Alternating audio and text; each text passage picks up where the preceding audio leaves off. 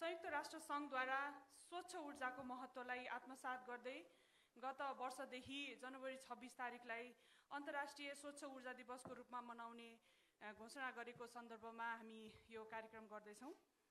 पृथ्वी र पृथ्वीमा बसोबास गर्ने मानव तथा सम्पूर्ण प्राणी जगतको हित गर्ने स्वच्छ ऊर्जाको न्यायपूर्ण र समावेशी रूपान्तरणको लागि सचेतना जगाउने र सोही बमोजिमका क्रियाकलापहरू सञ्चालन गर्ने उद्देश्य अनुसार आयोजित आजको यो सम्मेलन उत्थानशील एवं न्यून कार्बनमा आधारित अर्थतन्त्रको लागि स्वच्छ ऊर्जा रूपान्तरण सम्बन्धी सम्मेलन 2025 को प्राविधिक सत्रको दोस्रो सत्र energy transition towards achieving net zero and resilient इकोनोमीलाई सफल पाल्नुभएका सम्पूर्ण विशिष्ट महानुभावहरूमा म उद्घोषक शुभलक्ष्मी श्रेष्ठ उपनिर्देशक वैकल्पिक ऊर्जा प्रबन्धन केन्द्रको तर्फबाट न्यानो अभिवादन टक्राउन चाहन्छु र हार्दिक स्वागत पनि गर्न चाहन्छु। आजको यस महत्त्वपूर्ण प्राविधिक सत्रको सभा अध्यक्षता गरिदिनुहुन वन तथा वातावरण मन्त्रालयका सहसचिव तथा सीसीएमडीका प्रमुख डाक्टर महेश्वर ढकालज्यूलाई हार्दिक अनुरोध गर्दछु तथा मञ्चमा आई आसन ग्रहणको लागि अनुरोध गर्दछु। धन्यवाद। सभाध्यक्षको अनुमतिले यस सत्रका प्यानलिस्टहरू साथै की नोट स्पिकरलाई क्रमशः मञ्चमा निमन्त्रणा दिन चाहन्छु। प्यानलिस्टहरू हुनुहुन्छ जीव सर को चाहिँ सर्टेन सानो काम परेको हुनाले ऊर्जा जलस्रोत तथा सिँचाइ मन्त्रालयका सचिव जीवत मण्डल सर चाहिँ आउन सक्नु हुँदैन भन्ने कुरा आयो मन्त्रीज्यूको इम्पोर्टेन्ट मिटिङले गर्दा। र त्यसपछि नेपाल राष्ट्र ब्याङ्कका एक्जिक्युटिभ डिरेक्टर श्री गुरु प्रसाद पौडेलज्यूलाई अगाडि आइदिनु हुन अनुरोध गरेँ। WWF नेपालका head of climate and energy प्लेटफर्मका श्री आरती खड्गीज्यूलाई पनि म निमन्त्रणा दिन चाहन्छु। Centre for energy studies CES institute of engineering Tribhuvan युनिभर्सिटीका डिरेक्टर डाक्टर श्री राज साकेज्यूलाई पनि म हार्दिक निमन्त्रणा दिन चाहन्छु। रेजिलियन्स DRR तथा क्लाइमेट चेन्ज UNDP का assistant residence representative Shri Vijay सिंहज्यूलाई पनि हार्दिक अनुरोध गर्दछु। रिन्युएबल वर्ल्डका कन्ट्री डिरेक्टर श्री ठाकुर थापाज्यूलाई पनि अनुरोध गर्दछु। र आजको यस सत्रका कन्टेक्स्ट सेटर तथा कीनोट स्पिकर अन्तर्राष्ट्रिय नवीकरणीय ऊर्जा निकाय आइरेनाका senior programme officer energy access doctor Kavita राईज्यूलाई पनि हार्दिक निमन्त्रणा दिन चाहन्छु। र अब म आजको यस प्यानल डिस्कसनका सहजकर्ता मध्यस्थकर्ता LEDC support team climate analytics South Asia साथै माननीय वन तथा वातावरण मन्त्रालयका मन्त्रीज्यूका जलवायु सल्लाहकार श्री मन्जित ढकालज्यूलाई पनि मञ्चमा आइदिनु हुन अनुरोध गर्दछु। सिट छैन क्या? ए ओके।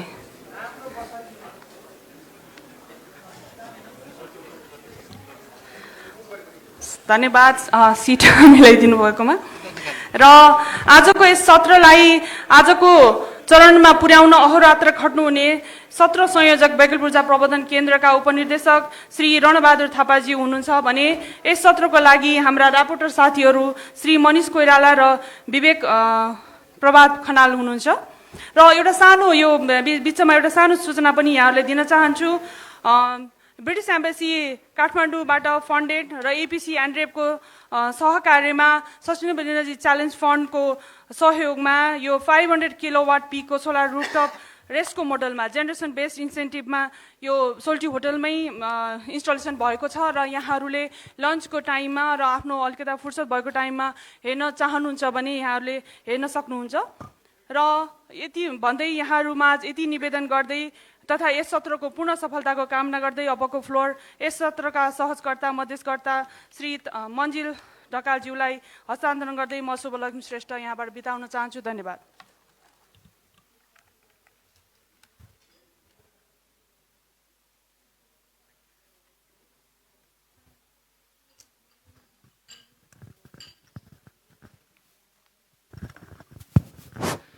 हजुर धेरै धन्यवाद है। गुड मर्निङ सबैजनालाई। हुन्छ शुभलक्ष्मी म्याडमलाई पनि धेरै धेरै धन्यवाद। यो है हामी सबैलाई यहाँ आमन्त्रण गरेर यो कार्यक्रमको सुरुवातको लागि सहजीकरण गरिदिनु भएकोमा। सुरुमा त सबैलाई जानकारी छ हामीसँग समय चाहिँ हामीले 11 बजे सुरु गर्ने भन्ने यो सेसन हो प्लान। हामी अहिले नै लगभग 11:49 भयौँ। 12:30मा लन्च ब्रेक आयोजकले पक्कै त्यसलाई 1 बजेको लागि मिलाउनु भएको छ होला। भनेपछि 1.5 आवरको इभेन्ट चाहिँ हामीले लगभग 1 hour 10 minutes जतिमा सिधाउनु पर्ने हुन्छ है। वी हेभ अ की नोट स्पिकर होइन, र सँगसँगै हामी स्पिकर पनि धेरैजना छौँ, त्यसले गर्दा समय व्यवस्थापनमा हामी सबैले धेरैभन्दा धेरै ध्यान दिनुपर्ने जरुरी छ। म सुरुमा आजको की नोट स्पिकरलाई निमन्त्रणा गर्नु अगाडि के पनि अनुरोध गरौँ भने हामीलाई पहिले दिनुभएको गाइडेन्स चाहिँ नेपालीमै कार्यक्रम चलाउने भन्ने थियो, तर हामी यहाँ देखिरहेको छौँ धेरै हाम्रो होइन अन्तर्राष्ट्रिय स्तरबाट आउनुभएको सहभागीहरू पनि हुनुहुन्छ। त्यसले गर्दाखेरि स्पिकरहरूलाई पनि फिल फ्री है, तपाईँहरूले इङ्ग्लिसमा अथवा आफ्नो यसो एक लाइनमा अन्तिममा 1 मिनटमा समरी चाहिँ इङ्ग्लिसमा गरिदिनु भयो भने पनि सहज हुन्छ होला है। र जुन यहाँहरूलाई सहज पर्छ त्यही हिसाबले हामी अगाडि बढौँ होला। सो this session just after the opening session is about energy transition towards achieving net zero and resilient economy. I don't want to go through again introducing all the panelists, which has already been done by Subhalakshmi Shrestha Madam from AEPC. So without taking much time, and I want to start from myself, like to make the statement shorter. So I will not go through any context setting myself as a moderator. I will directly would like to invite our keynote speaker today, to the Dr. Kavita Rai from International Renewable Energy Agency, Senior Program Officer on Energy Access and Country Engagement, with her rich experience of more than 30 years in this process, working with many countries across the world, I would say, in Asia, Africa, Latin America, and many small island countries. So it would be really useful to get an insights from you in terms of the theme today on energy transition towards achieving the net zero and resilient world.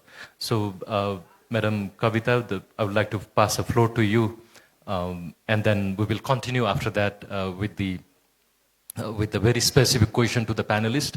We'll also try our best to take at least 2 to 3 questions from the floor to make it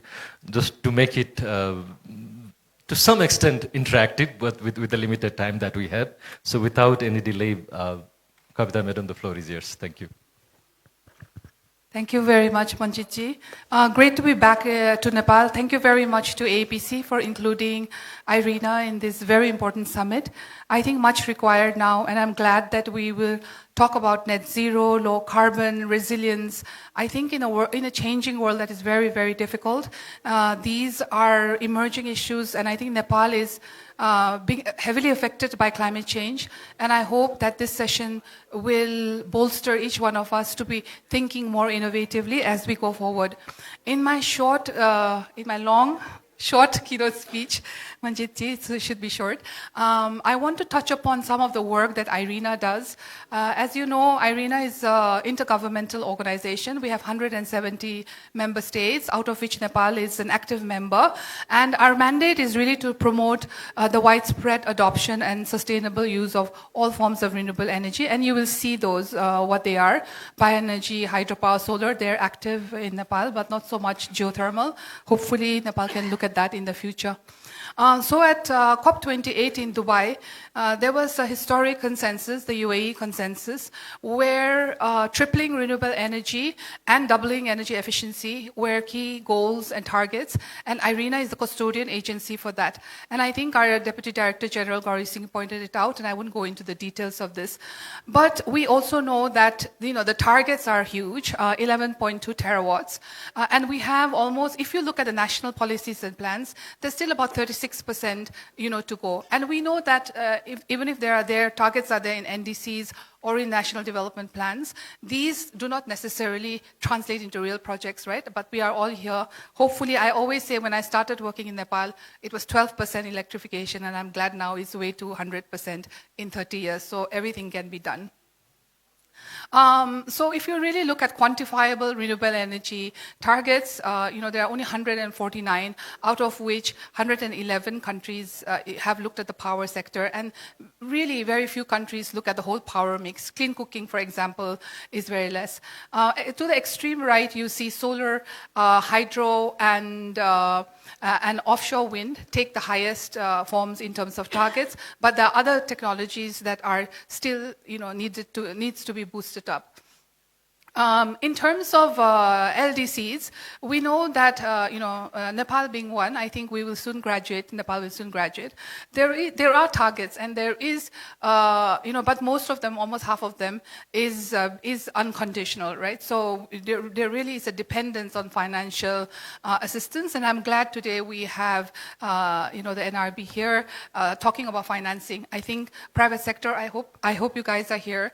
Private sector.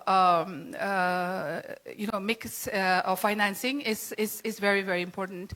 And we all know, I don't need to go into the details, right? We know that there needs to be policy regulation. I think regulation in Nepal is fairly new.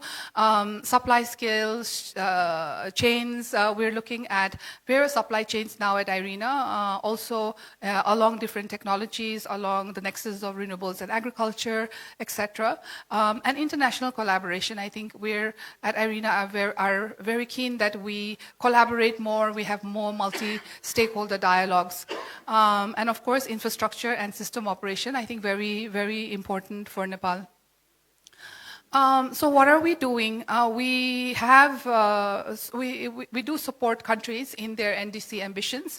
We can review documents, we can have experts, we have special technical assistance. So these are only a few of the countries that we are involved in, but this work is ongoing and it's growing, and this is the year really that we all need to work together.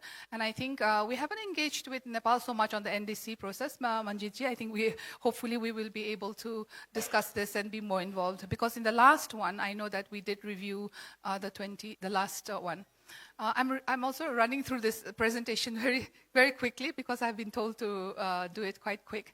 So two very important initiatives, multi-stakeholder dialogues, an initiative that IRENA has started, and I wanted to bring Nepal to the attention of this. One is industries. Some of them are hard to abate industries.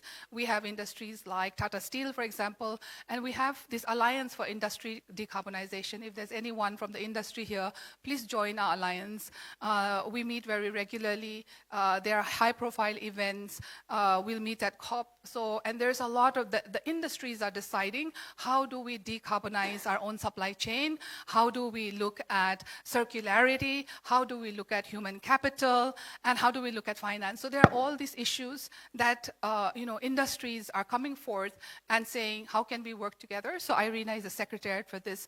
The other very important multi-stakeholder dialogue and initiative we started is the utilities for the energy transition. It's called UNESA, and this has about 52 utilities so far. I don't think Nepal is one of them. If there's anyone from the utility here, please join UNESA, because I think this is a great opportunity for utilities really to think about, how do you mobilize capital? How do you look at your infrastructure? How do you look at resilience of your infrastructure? Because that, I think, is very important. I don't think we can disconnect one from the other anymore. So those are the two important ones. For AFID, we have already 82 partners, and it's growing. It's rapidly growing. We're even thinking of doing regional groups in the near future.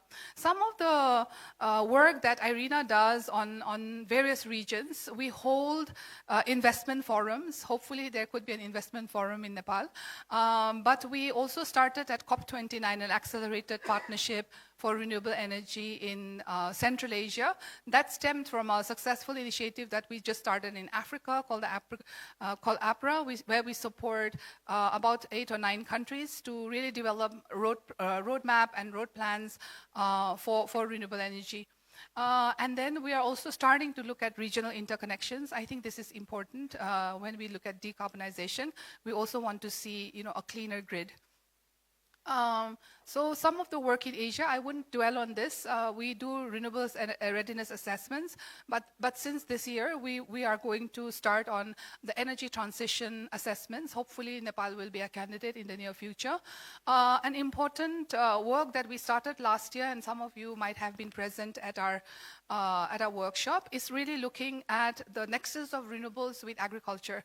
We have at COP28 launched an initiative called Empowering Lives and Livelihoods, Renewables for Climate Action. I'm glad that the Ministry of Agriculture is here, but unfortunately they're in the other room.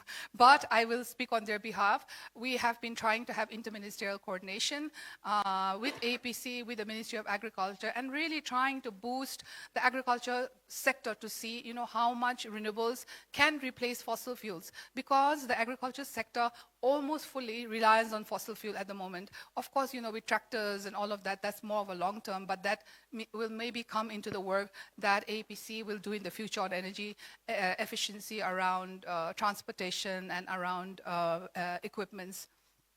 So I wouldn't dwell on the fact of Nepal's net zero targets.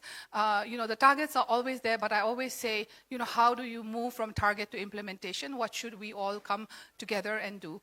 I think Nepal has got very, very strong human capacity. I see many Nepalis now in the international stage, and I think we try to often work together, and I hope that all of us can work together. One of the key things that we at IRENA are saying let's not just look at the power sector. Let's look at residential. Let's look at the nexus of renewables. For example, we are looking at health in 5 countries, at the nexus of renewables with agriculture, and we're also thinking in the next biennium that we'll look at water, ICT, and other education sector as well. And like I've already pointed out, we're working very closely with industries and the commercial sector now. So just a brief about the Empowering Lives and Livelihoods initiative, because we're very much active in Nepal on this. Working now, we're closing the assessment. It's taken us a while, but we'll probably get it published in the next month or 2, or 3, and move to a phase where we're working closely with local partners on the ground and develop more programmatic actions to see if IRENA can assist in the fundraising of this, and also, lifting the initiative and the ideals of what it means, to go beyond just electricity. We're particularly looking at decentralized renewable energy, but we're also not averse, for example, in Nepal, that through our assessments we found out that the grid is equally important, but when the grid is not reliable, how can decentralized renewable energy come in, right? So these are some of the things that we're discussing in Nepal. I think we are probably going to the next phase, and IRENA is not an implementation agency, neither are we a funding agency, but we will help partners on the ground to access funds or to work or to network and dialogue with others. We're playing a very, very important and key role now, working with many organizations globally to write a white paper on renewables and agriculture, and also to move forward this agenda that we need to move towards economy. Here we are talking about a resilient economy, and we can only do a resilient economy if we have people at the heart of our initiative. As you see, we also work on health. Nepal is not one of the countries, but in health, we have a close collaboration work with WHO and with UNICEF and other organizations, and we're trying to build a partnership where we say, well, IRENA can come and do the assessments, and maybe the World Bank or UNICEF will come and do the implementation. And lastly, I think we talk about a resilient economy. I think adaptation is very important. I know net zero is mostly about mitigation, but I think we can no longer ignore, especially living in Nepal or thinking about mountain communities, for example, in Nepal, we cannot not think about adaptation and resilience. How can we build more resilient communities? And for that, with the International Institute of Environment and Development in the UK, we are building an adaptation framework. Hopefully, this can be translated into larger programmatic development. And the programmatic development we will do on agriculture here will also be probably using the framework. How do we look at resilience? How do we look at adaptation? And how does energy access and renewables come into play into that? And my colleague Bishal is here. So, and as our Deputy Director General already alluded, we are also working on an adaptation tool, which is more of a macroeconomic tool, and particularly looking at indicators of GDP, employment, and CO2 emissions. And this will be a tool that will be utilized, hopefully, by the government to further discuss policies and integrate into policy making. So these are some of the work that we're doing. Of course, IRENA has so much more.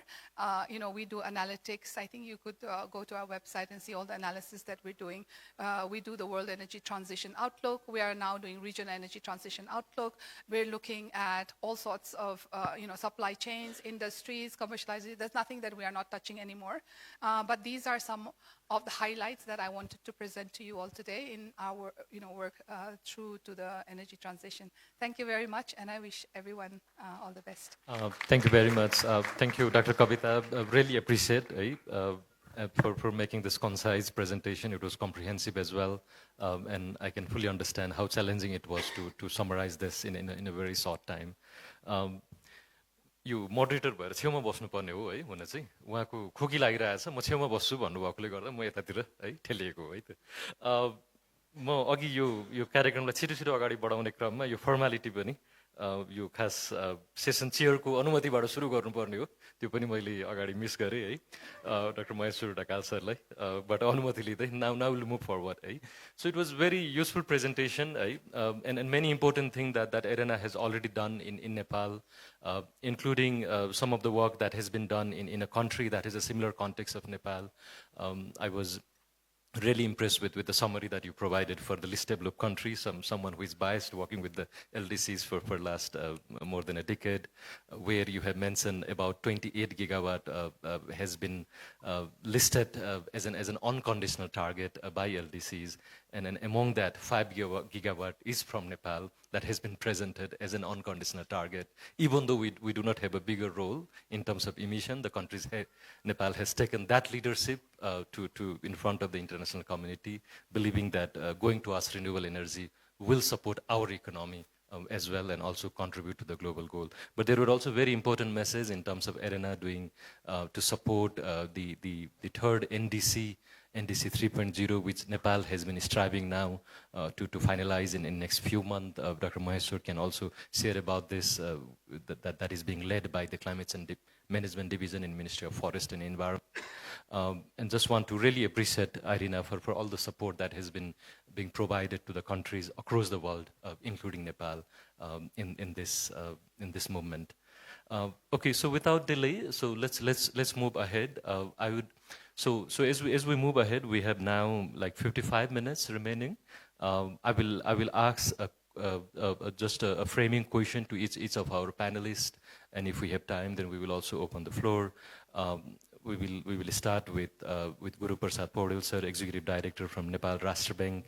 सरको आफ्नो विषय विज्ञता banking क्षेत्रमा चुनौतीहरू विद्युतीय भुक्तानी प्रणालीमा गर्नुभएको सरको आफ्नो योगदान सँगसँगै सरको प्रोफाइलहरू पनि यसो हेरिरहेको थिएँ म इभन ट्विटरमा सोशल मिडियामा पनि र यो डिजिटलाइजेसनमा जानको लागि जुन खालको सरको अग्रसरता र दक्षता रहेछ त्यसको लागि सरलाई धेरै धेरै है धन्यवाद आभार so we would like to know more about the green taxonomy that the Nepal Rashtra Bank has recently released, which has been very useful to drive the investment, to provide the guidance to the economic sector, including private sector and the banking sector on how the investment in Nepal will support the green movement, will support climate action, both adaptation and mitigation. So it would be really helpful for us if you can provide us very briefly, maybe in 5 minutes, about what is there in green taxonomy and what Nepal Rashtra Bank is doing.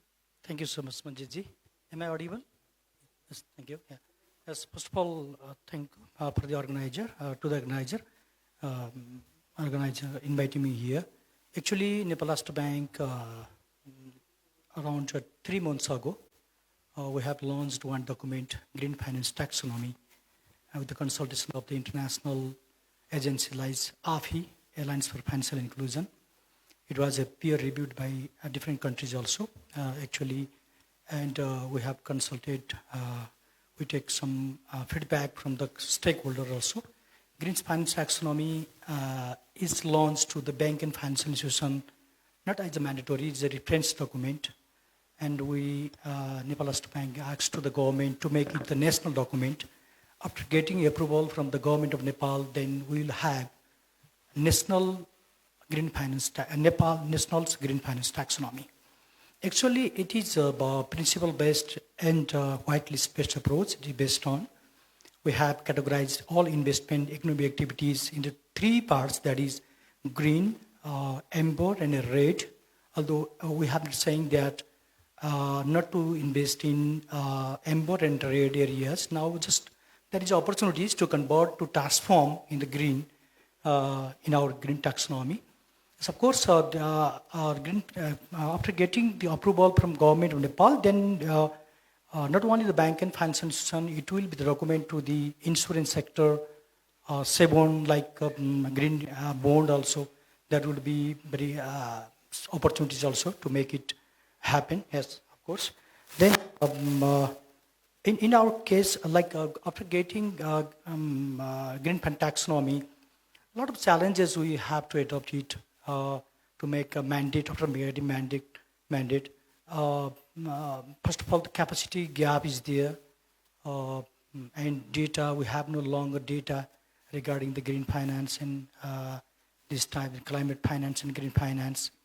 And other things, that is, in regarding the capacity, we have near about 12,000 more than bank branches are there. If we mandate, if you mandate to the bank and financial institutions, we have to at least right now 12,000 people to make better understanding regarding the green fund taxonomy. That's why immediately there is a capacity gap. First, second thing, we have to go to a lot of investment. If you only with greenery and these things we put in forward, that makes some hindrance in the investment also. That's why we choose very carefully design not to stop investment more in our case. That's why green fund taxonomy provides a lot of opportunity, as of course, to make greenery development and greenery like our activities. But we have also challenges also. Yeah. Thank you, Guru sir. I think that's very, very useful, and we have already seen how the change has already been there in the economic sector with the launch of the green taxonomy, and we believe that that will continue in the coming days, as there may be many other initiatives that the financial sector may have to adopt as we move forward. But being a regulatory, or being the highest authority among the banking sector, the initiative taken by the Nepal Rastra Bank has really been very aspiring. So really appreciate. So to move ahead, I would like to go to Arati Khadkiji from WWF Nepal as a head of climate and energy program, who has many years of expertise working on the renewable energy sector. Also, she has been very active in contributing to the government initiative now on formulating the nationally determined contribution, NDC, and also with rich experience that you have in WWF Nepal. If you can shed a light in terms of the global and the regional initiatives related to net zero, and the one that has already been presented by Kavitaji earlier in terms of Nepal, but also other countries, and what challenges and opportunities that you see while countries set the target for net zero. Thank you. Thank you, Manjitji. First of all, I'd like to say that I feel very privileged to be part of this respectful panelist and chair. So without trying to overlap the information that has been presented by Kavitaji, I would just like to highlight the nexus that we are facing of energy and climate change. We know that use of fossil fuels as an energy source is leading to greenhouse gas emission. And with the increase in temperature from the greenhouse gas emission is what we are facing in terms of climate change, in terms of floods and landslides and heat stress and all. So there is a vicious cycle there, and it's high time that we need to focus more on moving towards renewable energy and moving towards net zero emission. But then this discourse on low carbon economy, it has been, this discourse in Nepal has been from more than a decade now. But then the context of net zero, it actually escalated from Paris Agreement. That if we want to stay within the budget of 1.5 degrees centigrade, then we have to reach to net zero emission, 100% net zero emission by 2050, and by 2030 we need to reach by 45%. So after the Paris Agreement, I think most of the countries who have been signatory to Paris Agreement, they have committed in improving their share of renewable energy. So different countries, they have come up with long-term strategy and action plan, climate action plan, NDCs. And even globally, if you see, there has been many initiatives. They're like Net Zero Ambition, a coalition are there where lots of countries have come together to pledge for net zero emission. If you see at a regional level, then there are like European Green Deal, where European country as a continent wants to be the first one to reach net zero. And if you just see our neighboring countries, according to the data from IRENA, China is the leading country who have actually been using solar and other forms of renewable energy, and now is the key actor. And we can also see after China is actually US, and then European, and then even India. So lots of things going around regionally as well as very close to our country. And Nepal is not also lagging behind. We have been very ambitious in terms of coming up with target. NEC 2 is, I think, one of the best NDCs that have been presented by country. But then in terms of net zero, what we can see in Nepal's NDC is that we are also relying more on forest cover, like 45% reaching forest cover. We are relying on forest cover for net zero. But then we'll also have to think that what are the other sources that are contributing to energy? Like Dr. Shobha Akal just presented, we are focusing more on hydropower, because if you see the NDC target, then the focus is on hydropower. But then we also need to see what are the other energy emitting sources that has to be decarbonized if you want to reach the net zero. There are aviation sector. We are talking about transport. If you see, the import of electric vehicle is very high, but then the share of public electric vehicles should have been high, but then we're still lagging behind that. For that, we also need to work on infrastructure development, having EV charging stations. But then aviation sector is still, we are not considering that. And we can see that more than 60% still the energy source is biomass, unsustainable biomass. So how do we decarbonize that source? Biomass is being used for heating, for cooling, cooking. So how can we shift to the other sources in terms of cooking, increasing more of the induction? If we are using for heating in mountain region, so how do we transform that, make it more energy efficient? And also we need to think that when we are focusing more on hydropower, are we ready for the climate change impact? Because we can already see, lots of investments already in risk from the impact of climate change and because of floods. So are we ready to be more resilient when we're talking about resilient economy? Because have you considered two risks? Like there's a heat stress, where there are periods where there's dry, long periods in which we have to actually import energy from our neighboring country. So are we ready for that? Or do we have hybrid system where you can also use solar? And then in terms of flooding, are we ready? Are hydropowers ready to withstand that amount of impact of flood? Have we taken that measures in place? And it comes also along with the investment. So are we making a hydropower resilient? So these are the things that we also need to consider when we're talking about resilient economy, resilient, when we talk about climate resilience, it's all about people. Are we including all? Are we able to reach, that 2% of households? When are we going to reach that 2% of households? Because we say that 98% of the households have already access to energy. So what are the alternative feasible options? Because reaching grid to the rural areas, it takes a lot of investment. So do we need to also focus on the rural areas with decentralized energy system? So these are the things that we need to consider if we want to move ahead for a resilient economy. And there are lots and lots of challenges we can comfortably say that we are LDC, so there are lots of financial constants with it. But we also need to think about technology. We need to think about research. Hydrogen is also gaining some kind of momentum thanks to university, thanks to banks for coming up with blended finance. So these are the things that we can come up towards, investment in terms of technologies, towards research, and also collaboration, because it's energy, but then it's also cost sectoral. There are other areas, they are consuming energy. So we need a collaboration. If you want to work together, we need collaboration from forests, we need collaboration from other agriculture and other sectors that consume energy.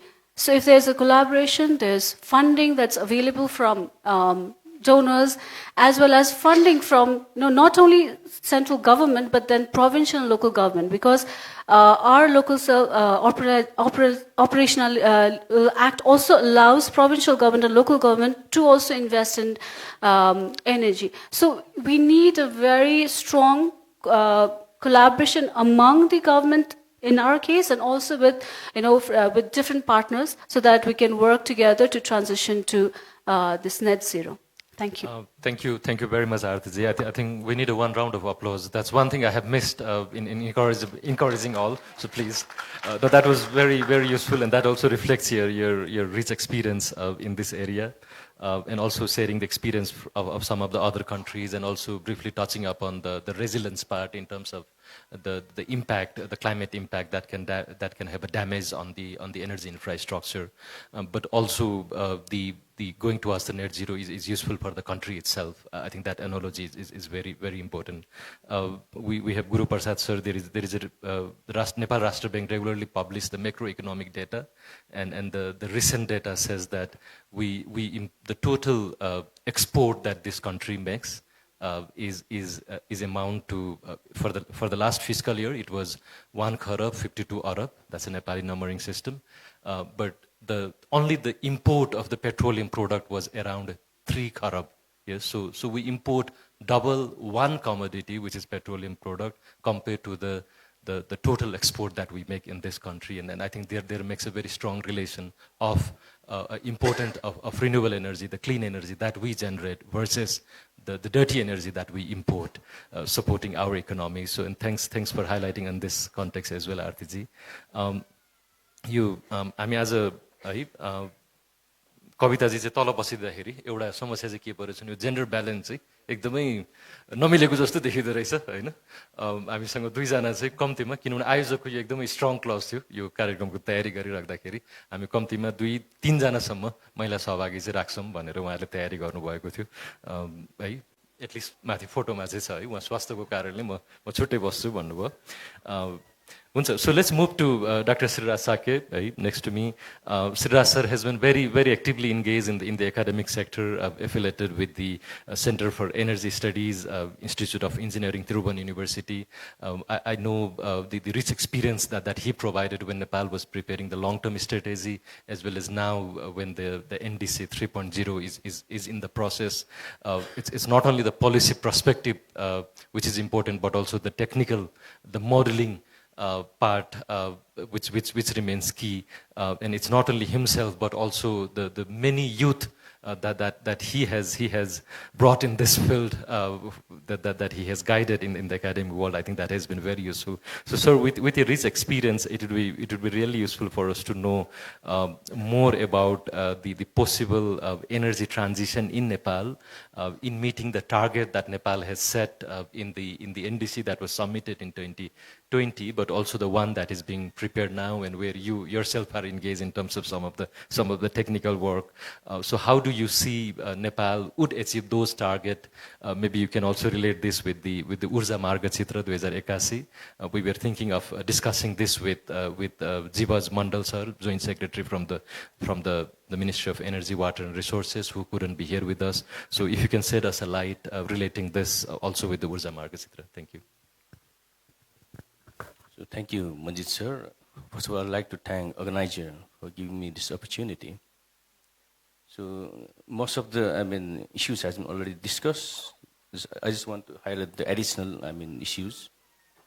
So theme of this session is low carbon and resilient economic transition through energy transition, right? So if you look at this long-term strategy document, you can find that, I mean, the contribution of energy sector in national CO2 emission is 54% in 2019. And it will increase to 68% by 2050, nearly 2/3. So until and unless you decarbonize this energy sector, low carbon economic development path is not possible. So I mean, in that sense, I mean, what I mean to say is that this is very timely and this is very important. And so when you talk about this this low carbon transition, one thing we need to keep in mind is that until and unless our this low carbon energy transition support economical development, socio-economic development, it has got no meaning, in my opinion. So we already talked about energy access. In early presentation, I've heard that, I mean, we have already reached 98% electricity access. So we must be happy, in my opinion. But if you look at the content of per capita energy consumption, we are still very poor, right? So we say that right now our per capita electricity consumption is somewhere around 400 units per year. And we have set a target to reach nearly 1,500 kilowatt-hour per year by 2035. If you look at the global average, right now so it is 3,000, then how can you say that we have achieved the target? And I mean, something it is misleading. This 400 unit is not the actual energy used by the people. If you look at the electricity consumption by the residential sector, it comes to somewhere around 168 units per year. Even there are different studies show that for living a decent life, we need somewhere around 1,250 units per year. We are only using 168. That's why the role of energy will be very prominent in the future. We should go together, not only this energy transition, we should also think about this economic transition, economic growth. Definitely we should follow low carbon economic growth. In that way only we can get this national vision of transitioning from this developing country to developed countries, right? And definitely, there are certain, mitigation measures which is mentioned in long-term strategy and national determined contribution document as well. So there are different, scenarios, BAU scenario, with existing major scenario, with additional major scenario. So don't get confused. Our government has, announced that we can be net zero by 2045. It's a conditional target, provided we get financial support, technology transfer, and capacity development. And Nepal is endowed with clean energy. That's the very one of the good part of Nepal. We can achieve that. But in case of other countries, it may not be the case. So it is very rightly pointed out that there should be international collaboration. There should be research. And there should be very good research regarding what will be the effect on economy if we follow this low carbon energy transition. That is also very important. And another one is, until and unless we link our economy, we link this private sector with this low carbon transition, this transition won't be successful based on our past experience. So with that, I think we can talk later on. And maybe I can highlight. So one of the measures policy intervention measures in different sector, for example, in case of residential and commercial sector, the most important measures are this electrification, fuel switching, and in case of this industry sector, definitely there's lots of potential regarding fuel switching, using this hybrid fuels, and even using the hydrogen in some industries as well as in transport sector as well. All these things are mentioned in this long-term strategy for net zero emission documents. So thank you very much. Thank you, Siddharth sir. Let's have a round of applause. This is also to check whether our participants are how actively listening to this discussion. But thank you very much for your activeness.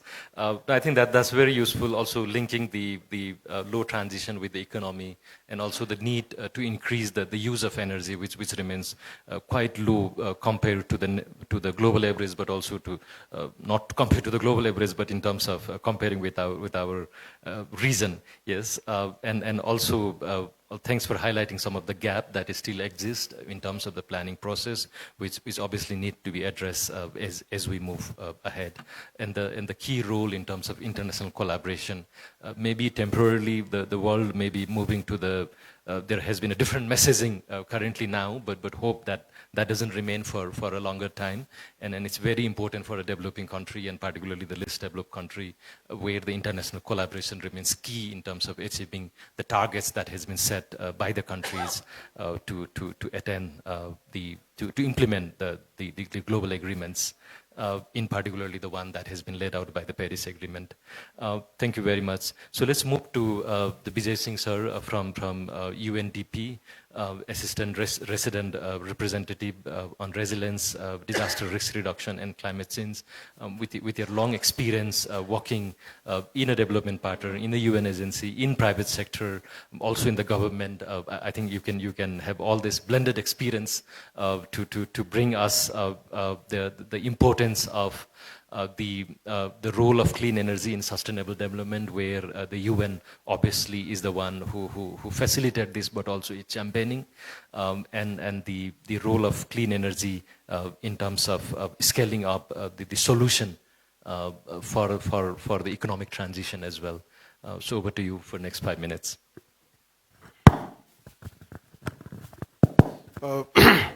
Thank you, Manjit. Thanks for the organizer for inviting UNDP to this panel discussion. I will bring some perspective while I have been working for UNDP for quite some time, particularly in promotion of renewable energy, clean energy in Nepal.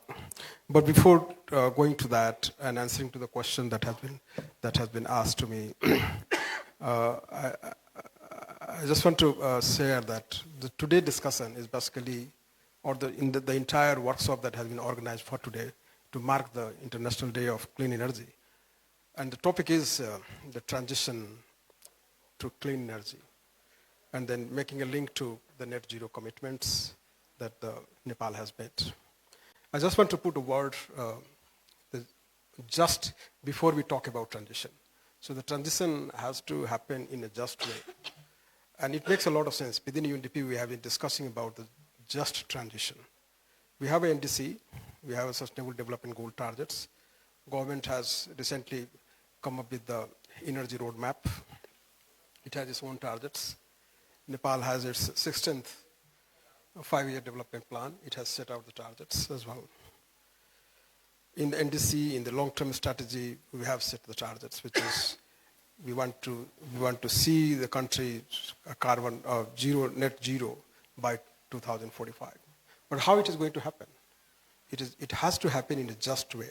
And what does it mean? I just want to highlight on that, and then we move to clean energy transition. I think we have identified the sectors which are emitting, and then the energy comes at the top, because the emission contribution of energy sector is at the highest, as just explained by Sriram sir. We know our energy production is entirely from the renewable sources, which is clean, but still it has a lot. When you talk about overall energy, it has a lot to contribute to the emission. And why it is happening? Because the sectors that is using the energy is not using the renewable form. So the the entire electricity consumption is around 7% or around in energy consumption in the country. Though the 98% of the population is connected to electricity. So that is a huge gap here, and we have to analyze this. That's the first.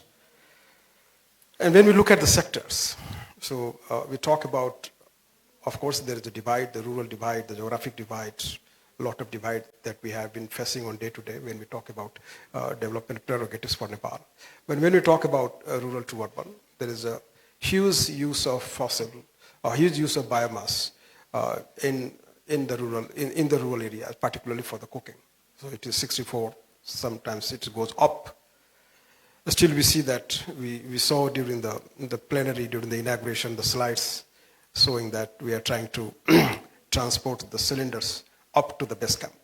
Of course, this is not sustainable. And also, we have seen the LPG cylinders being transported into the suburban areas, even in the remote locations, which is also not sustainable solutions to that. So the big question is how to substitute the use of biomass for cooking purposes in the rural areas. It has to happen in a just way, so that when we move towards switching towards the clean and renewable energy sources, then the people should not be penalized for that. They should get the access. They should get the access on the affordable prices. And you know the problems. Another problem is when we talk about substituting the fuel, the biomass fuel by the electric fuel, despite we talk about 98%, it is not possible because the meters that has been installed at the households, the 5 ampere meter is not sufficient enough to run the induction cook stoves. It has to be the 15 ampere meters, then only possibly in a better way we can run the cooker stoves. So the switching to the electric cooker stove is just not enough unless we change the entire the metering system that we have, and that is related to the infrastructure. Talking about the transport, we see a big surge of electric vehicles over the last 2-3 years. I think the recent data is very much encouraging when we talk about the use of electric vehicles and the import of electric vehicles. But again, Nepal would be able to meet the targets on the NDC by 2025, which is around 25% of the 2030, 25% of the passenger vehicle has to be the electric vehicle. But the question is the mass transportation. So who is using the electric vehicles? And who is still relying on the most polluting public vehicles? And that is where the need is. The mass transportation used through the clean energy sources has to be there. And we are very poor on that because of the poor development of the infrastructure and all that. So that is where the needs are. Another thing that I want to highlight here, which is very much related to the just transition, which goes to the poor people living in the rural area, is the off-grid, the promotion of the off-grid energy services. Even it is not much talked about. We have been working with APC for last more than 25 years trying to promote the off-grid decentralized distributed energy services, distributed energy power plants, micro hydro, solar, or many other forms of that. When we look at the government's energy roadmap, it very much talk about, though it is called the energy roadmap, it very much talk about the hydro. And we just heard during the inaugural session in a presentation that if you really want to increase the reliability of the electricity, if you really want to increase the affordability of the electricity, there should be an energy mix, and we are very poor at that. And also there is an opportunity to how much we can penetrate the off-grid energy services into the overall energy services. So I think these are the areas that we should move on and we should try to prioritize on. Unless we have off-grid services connected to the grid system, there will not be a reliability. And again, we are talking about switching the dirty fuel by the clean. It will just be a dream and it will not fulfill that. I want to stop here. Thank you. Thank you. Thank you very much, Vijay Singh sir. Thank you. I know I'm getting really worried with the time management that we have, but really appreciate the speakers for limiting yourself in a very precise 5-minute plus 1-2 minute as a regular. Thanks also for reminding us we are walking today in the context of International Renewable Energy Day and also the important context of just transition, which to my understanding when as Nepal is now preparing for the third NDC has taken this as one of the sector where I was very impressed that the trade unions has been very active in terms of raising awareness on what exactly the just transition mean in this context, but also the work that needs to be done while switching to cookie stove, switching to the electric vehicle and all that. So really appreciate. So let's move to Thakur Thapa, sir, country director of Renewable World, and the rich experience that you have in terms of many of the development projects, also the clean energy, but also the work that you have done linking clean energy with food security, with health, and all those innovative ideas. I think we have a very limited time, but I think our participants would be very impressed to learn and to get your opinion in terms of the interlinkage between adaptation with net zero. Sometimes we usually forget and think that these are only linked with emission reduction, but there are many things in the real life that helps to build resilience. So maybe in a brief time, if you can shed a light in terms of the work you have done, but also linking this context with adaptation. Thank you. Thank you, Manjit sir. First of all, I'm really proud and happy, to participate and contribute to this event representing a renewable world. And I'll be briefly speaking about, powering people and planet through clean energy. And under this topic, basically, I will be sharing, some of the evidences from our field work, which we have done, together with our partners, in improving their livelihoods, increasing access to health and education, contributing to climate action, and as well as, catalyzing change. So basically, I'll be speaking about some simple clean energy solutions that have really impacted the lives of people and the planet. And to start with, I would like to start with, clean energy for livelihood. Through this program, we have reached more than 7,000 households. That's more than 25,000 people. And under this program, like clean energy systems such as solar water lifting for multiple use system, solar dryer, solar combined mill, solar cold storage, they have changed the situation beyond recognition. And particularly, they have transformed the lives of women, in terms of, massively decreasing their workload, in terms of increasing the income, in terms of reducing the expenses, as well as, drastically, reducing the use of, this diesel-run, technologies. And under the program, clean energy for health, we have reached more than 20,000 people. That's more than 5,000 rural households.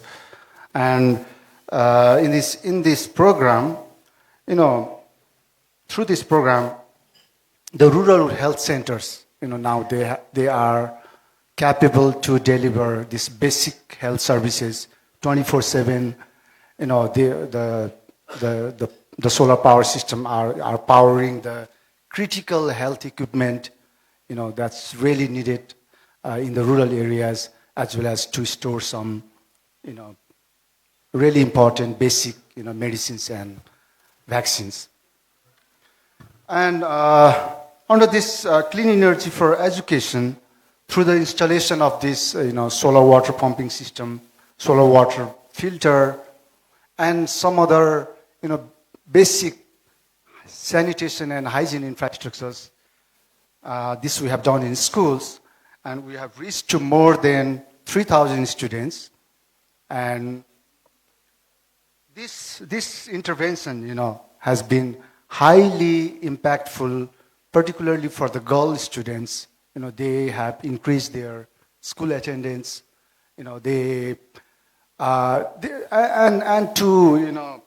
To excel their educational goals.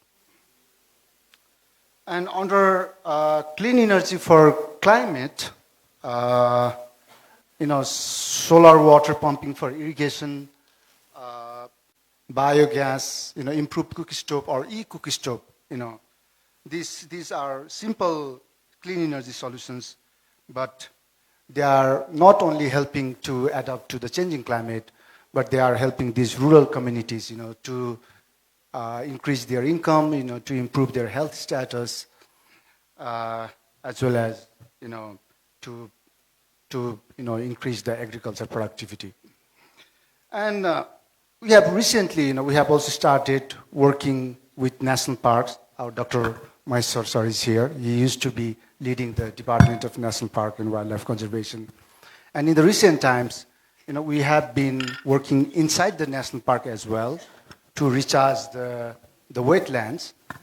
And this is, on one hand, improving the wildlife habitat, but on the other hand, it's actually decreasing the conflict, human and wildlife conflict.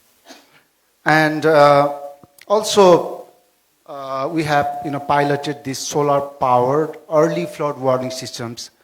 These simple, and cost-effective solutions, are helping, are playing a vital role, in saving lives, positions, and livelihoods in the rural flood-prone communities. And the fourth topic that I wanted to touch upon is this clean energy for catalytic change. Under this component, we are not only promoting renewable energy, but we are empowering women and marginalized groups. We apply systems approach, such as market system development approach, to sustain and to upscale our successful interventions. And we integrate social behavior change component. That's mainly to enhance the impact of the work that we do. We leverage local contributions. We really work in close collaboration with the local stakeholders, particularly with the local government, and to leverage both cash and kind contributions, so that there is local ownership, which can lead to higher sustainability. And in doing all these things, we build partnerships, we pilot innovations, and we really actively learn from our work.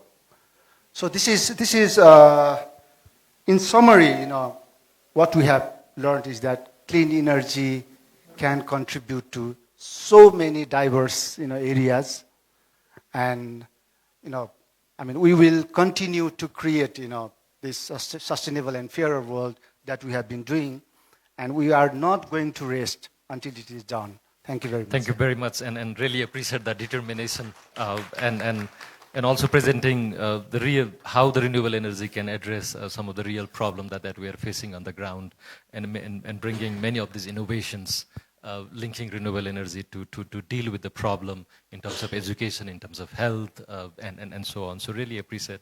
So the plan that we have 15 minutes. I would like to open the floor for 3 short intervention from the floor. That can be question or any views that you want to share. 1 minute each. And it depends on the time. Like if we are very efficient, we can go for the 4th speaker as well. After that, I'll move back here, maybe 30 seconds each for our distinguished speakers. And I would also like to really appreciate, I think, the efficiency that we have maintained. The distinguished speaker has been very helpful in limiting their intervention in the short time. So I would like to request the organizer to help with this. We already have one request from Ramesh Baidesar from EC Mode. Here in the front desk here, and then also I want to make it more representative. If any of a female participant also want to raise a question, please feel free. So 3 questions or your intervention, 1 minute each. Thank you so much, Dr. Manjit Dekal. I very much appreciate what Aartiji said, the need for flood-resilient hydropower in Nepal. We've already heard from the minister, Nepal is making a tremendous amount of investment in hydropower.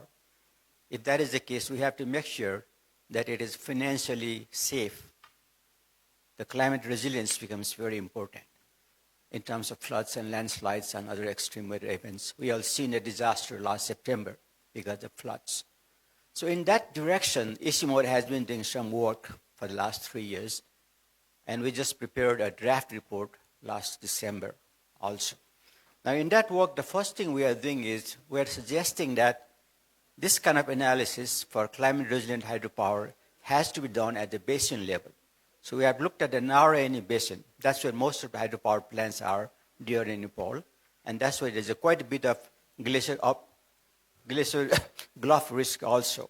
Okay, and so what we have done at ICIMOD is, first of all, we have finished the risk assessment for hydropower projects in the Nayani Basin from the point of view of the hydrology and also from the point of view of extreme weather events like floods and landslides and glacial lake outburst floods. We have finished that part. And we have also finished for Nepal that what should be the role of the public policy and what should be the role of different institutions in the government as far as risk management is concerned. That also we have finished. Sir, Now, thank you very much, Just sir. one moment. One more point. What we will be doing in the next 2 years is working with ADB in terms of finance and insurance. That is a third dimension that is important for hydropower in Nepal, because we don't think the banks who are investing are conscious about the climate risks when they lend money to the hydropower projects in Nepal.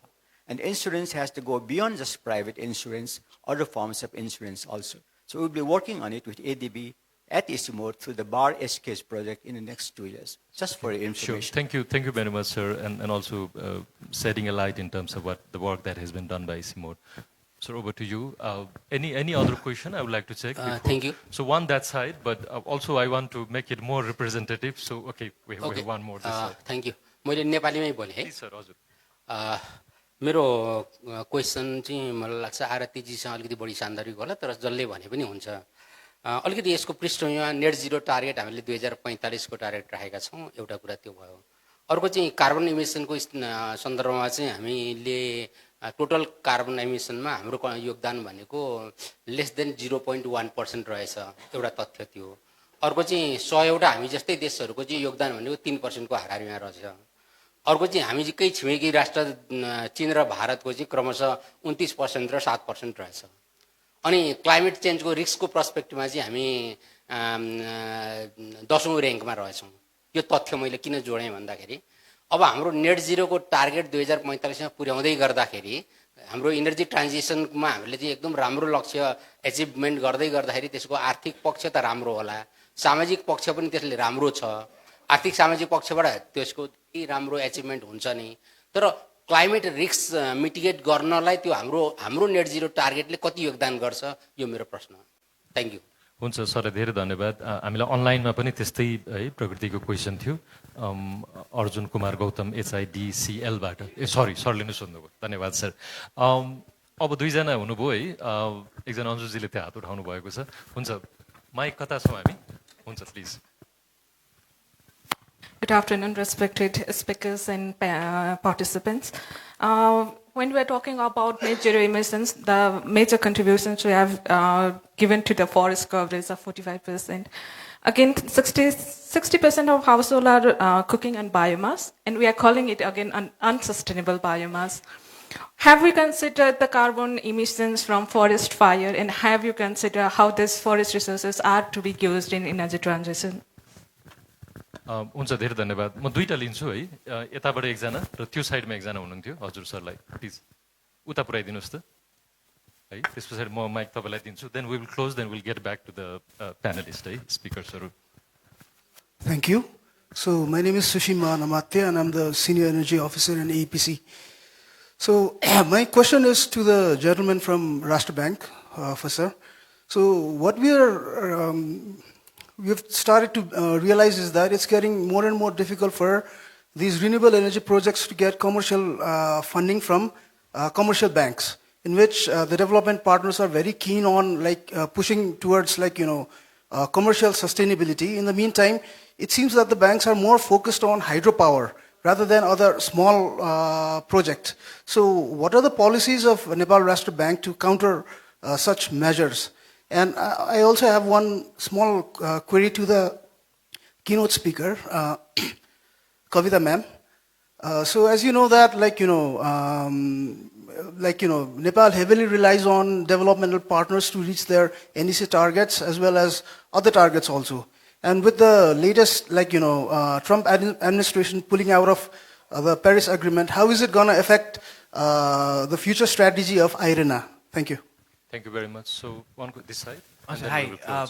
So my question is regarding possibility of generating carbon credits for projects, especially built by project developers. How does Nepal government look at projects and carbon credits associated with them? And are we on a path to viably access these funds at some point in the future? Thank you very much. We also have many international participants, so I'm trying to buy time. If anybody wants to share, maybe take 1 minute. Anyone? That's fine. Okay. Good morning. My name is Lenneke Braam, Country Director, SNV Nepal and Bhutan. And my question is, we talk a lot about technologies. We have learned over time, after having been here for more than 40 years in Nepal, working on biodigesters since the early 90s, more than 450,000 biodigesters have been here developed. And we have to develop according to the socio-economic changes. So my question also to the audience is, we talk about technologies, but we know technologies will not always last. We can think about beautiful solutions, but it has to land somewhere. So there has to be some social construction that people say, but this is indeed the solution we're looking for. And also after that, there has to be maintenance, operation maintenance. If we install something, if we come up, we have to be aware who is taking ownership for that. So we have seen, for example, now we have solar generated water pumps. We see the negative effects. We see groundwater tables lowering. So once we create a solution, it might create a problem at the other end. So my question is not, maybe to Tapas, how you were talking about behavior change communication. So my question is, how big is that part of your planning interventions? And maybe somebody else would like to add to that. Sure. Yeah, thank you. Thank you very much. So we don't have much time, so I'll request all the distinguished speakers to take 30 seconds each, very briefly, to respond to the question. There are also a few questions to the keynote speaker, to Kavitaji, then I'll pass to her. And we want to give more time to the sessions here as well. It's very difficult, डेढ घन्टासम्म यहाँ सुनेर बसेर सरले पनि अलिकति समय त लिनु पर्यो कुरा राख्नको लागि. So okay, so over to you, sir, please. Okay. Ma'am, I would like to talk with you separately, on this behavior change topic. I would really love to talk on that topic with you separately. But, just to summarize, we are talking about this net zero and adaptation. And they are so deeply interrelated. But there is this, inverse relationship, the more emission we are making, the more adaptation we have to do, yeah? And we all are, the whole global community is responsible for, improving the situation. But right now, the situation is, I think we need to develop, more adaptation, related projects. I think that's crucial. That's becoming more priority for now. Sure. Thank you very much. Thank you very much. Guru sir, please. Thank you. Some summary and response to Rameshji also.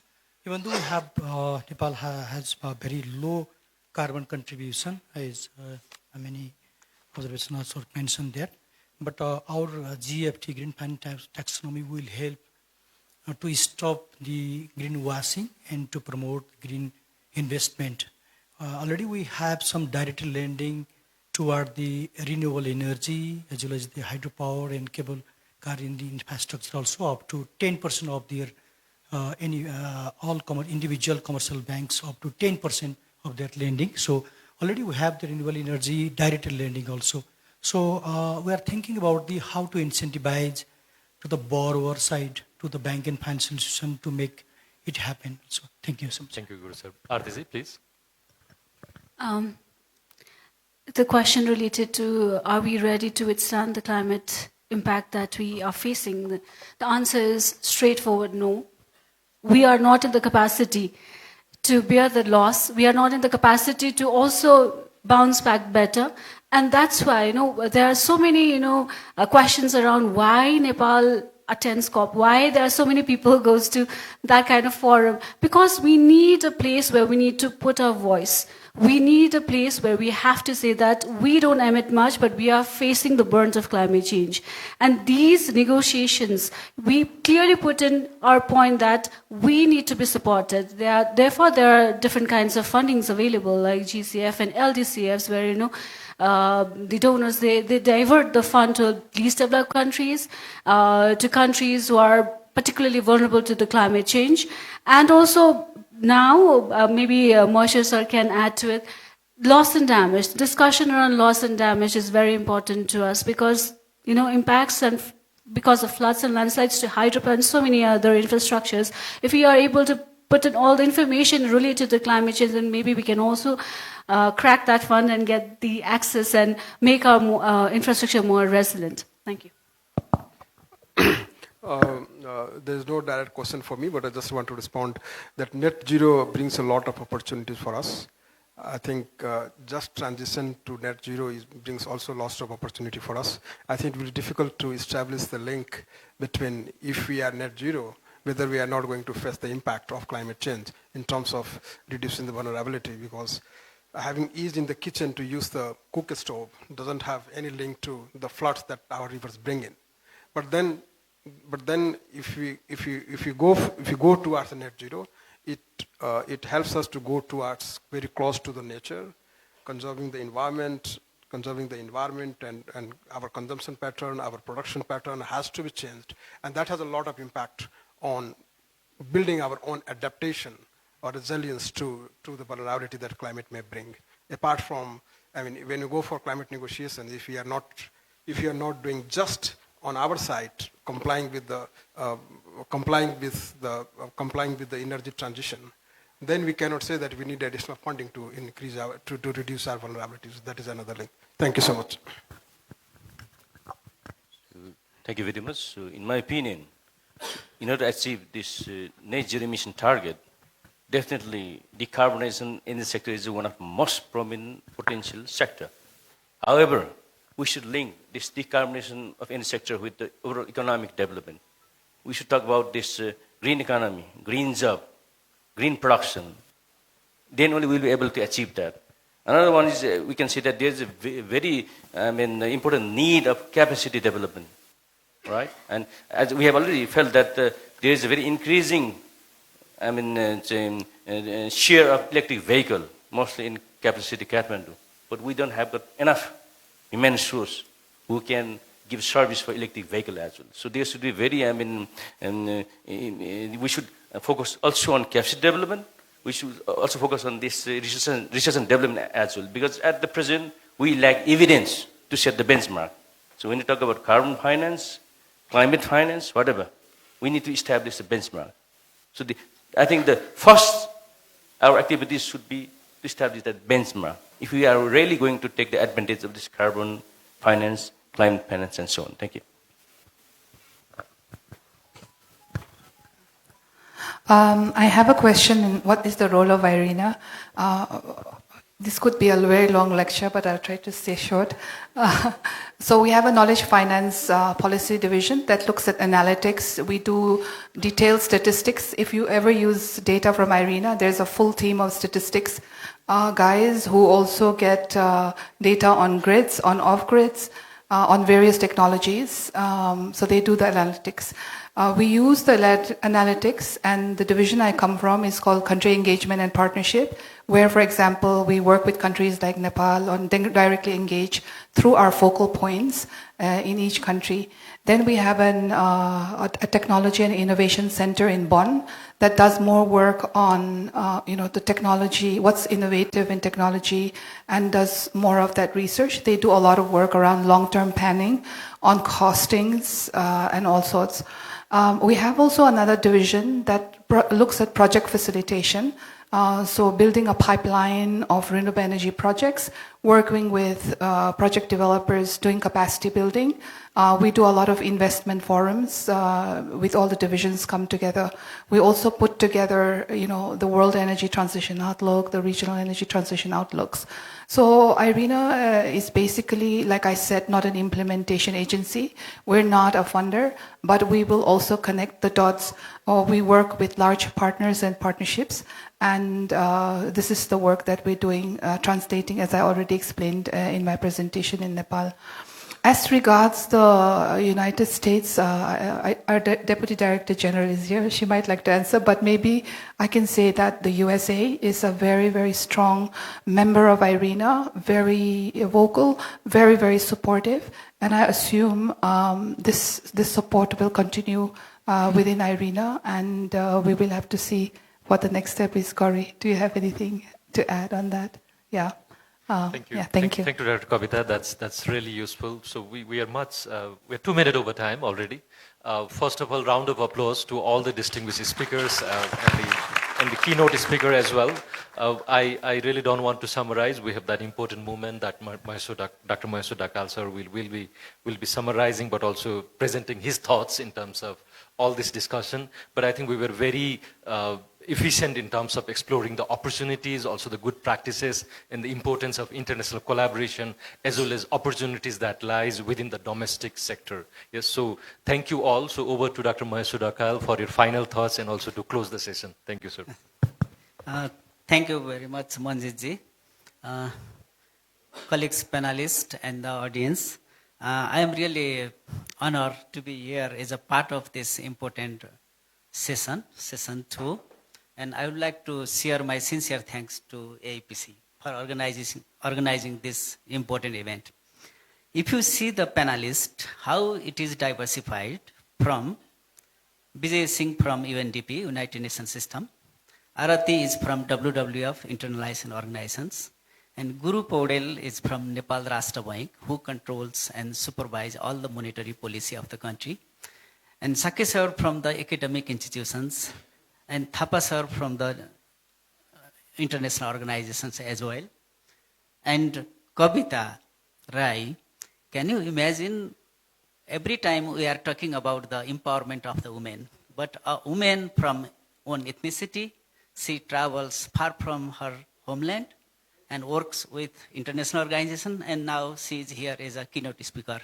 I would like to request you all to give a big applause to her vision.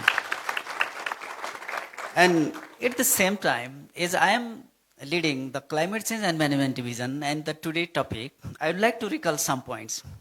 Nepal is a party of Paris Agreement, and the objective of Paris Agreement is 1.5 degree. It's directly related to the transitions, particularly net zero carbon emission.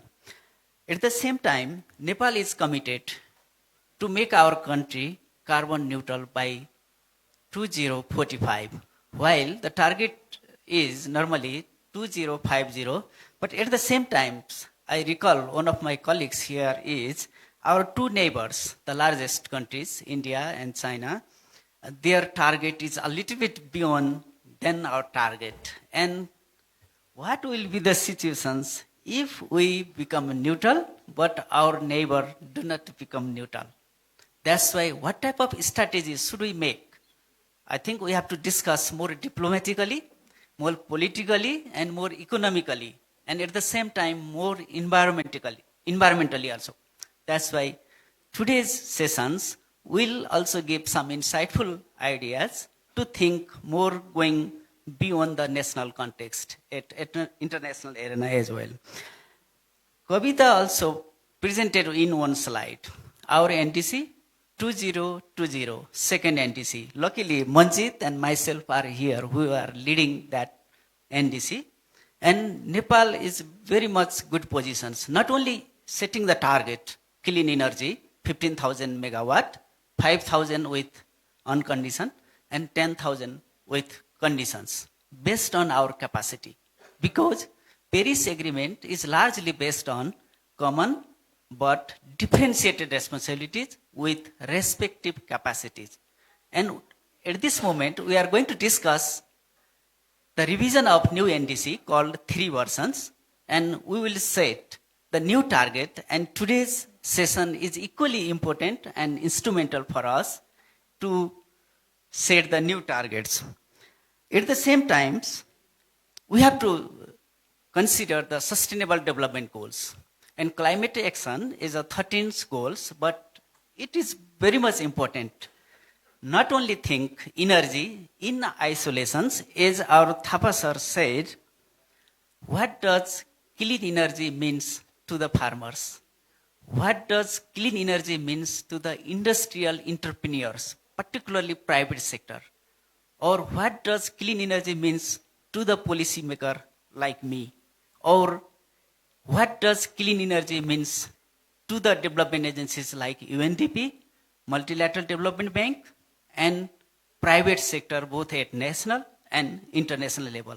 That's why let's think more diversified ways so that we can internalize each and every segment of the society where climate change and environmental agenda, always we used to discuss taking whole of the government and whole of the society.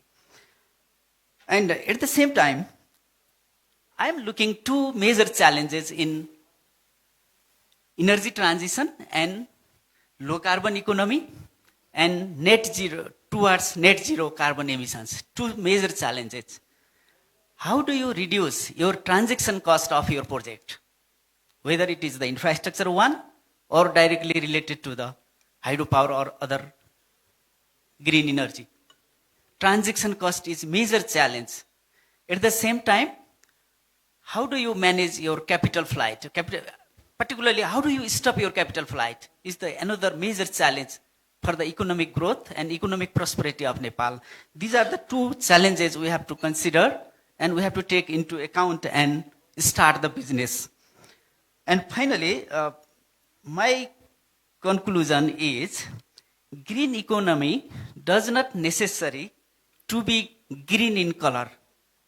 Rather, it should be zero carbon footprint if you would like to make your country net zero carbon emission by 2045. This is the one. Second is low carbon economy does not necessarily to be slow in economic growth, but we need a diversified and sustainable economic growth we need, because long-term sustainability is important as we are living two big economic giant countries in South Asia and Southeast Asia. And finally, green economy largely based in Nepal, agriculture, entrepreneurship, forestry and water resources. These three natural resources. That's why let's promote policy incentives and enabling environment to private sector and civil society. And at the same time, financial motivations to the farmers or to the real users of the product of your green economy. And finally, we reach the country economically prosperous, happy Nepal, prosperous Nepal and happy Nepali. And we will develop as a, we are least developed country and we are graduating the developing country, middle income country by next year, and hopefully our young generations will be very much hopeful and our country will be economically prosperous. Thank you very much, and once again thank you very much for the organizer.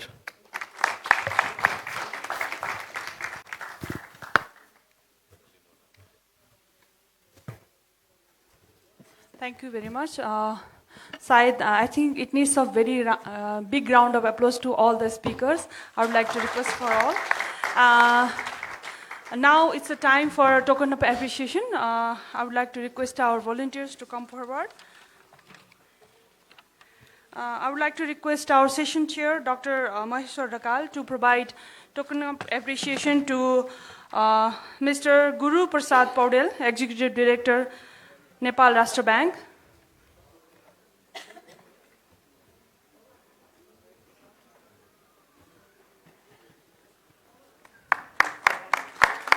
And to Arati Khadki, WWF Nepal, Head of Climate and Energy Platform.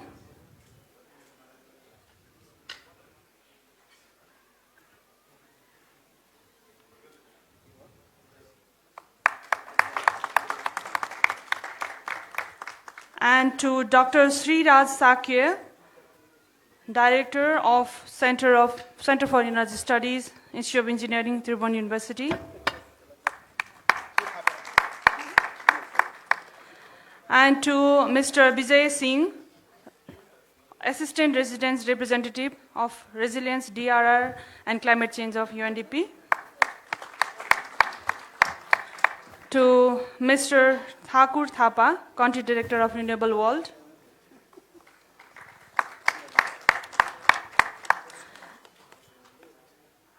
And to our context setter, keynote speaker, Dr. Kavita Rai from IRENA. And last but not the least, our marvelous moderator, Mr. Manjit Dhakal.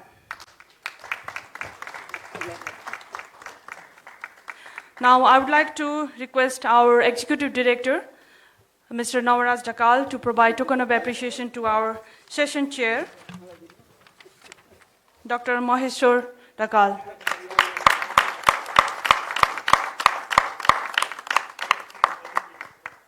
Thank you all. I think we will have a group photo of all the speakers in the dais.